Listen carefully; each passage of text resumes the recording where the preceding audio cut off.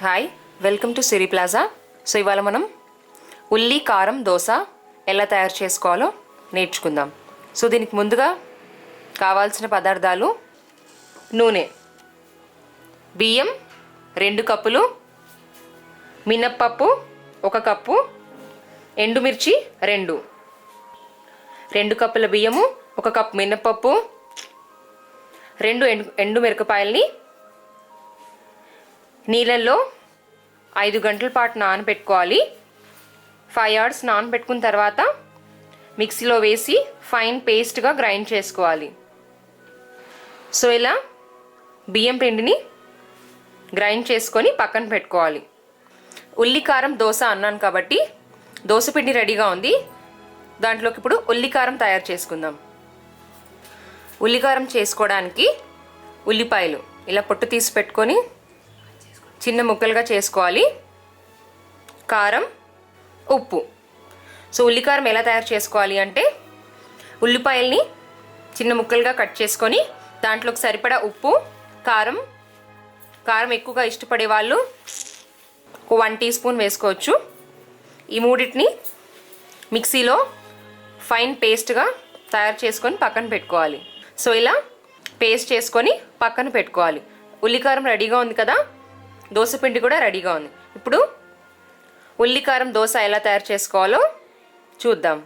So ముందుగా stove మీద ఒక ప్యాన్ పెట్టుకోవాలి.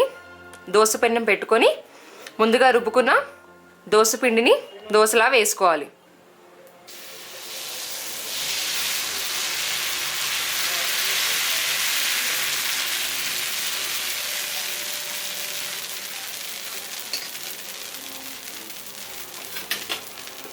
దోశ మీద ఒక 1/2 టీ స్పూన్ ఆఫ్ ఆయిల్ వేసుకోవాలి. సో ఇప్పుడు దీంట్లో ముందుగా పేస్ట్ చేసి పెట్టుకున్న ఉల్లి కారం నీట్గా స్ప్రెడ్ చేసుకోవాలి. సో ఇలా మొత్తం దోశ మీద స్ప్రెడ్ చేసుకున్నాం కదా.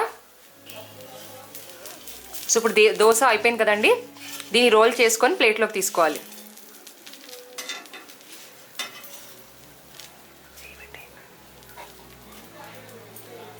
సో ఇప్పుడు దీన్ని ప్లేట్లోకి తీసుకుందాం. సో చూసారు కదా, వేడివేడిగా ఉల్లి కారం దోశ ఎలా తయారు చేసుకోవాలో. సో డెఫినెట్గా ట్రై చేసి చూడండి. ఈ ఉల్లికార దోశని కొబ్బరి చట్నీతో పాటు తింటే చాలా టేస్టీగా ఉంటుంది. సో డెఫినెట్గా ట్రై చేసి చూడండి. కొంచెం కారంగా స్పైసీగా తినాలనుకునే వాళ్ళు, కారం ఎక్కువ ఇష్టపడే వాళ్ళు ఈ దోశని ట్రై చేయొచ్చు. కొంచెం వెరైటీగా, చాలా స్పైసీగా, టేస్టీగా ఉంటుంది. డెఫినెట్గా ట్రై చేసి చూడండి. Thank you.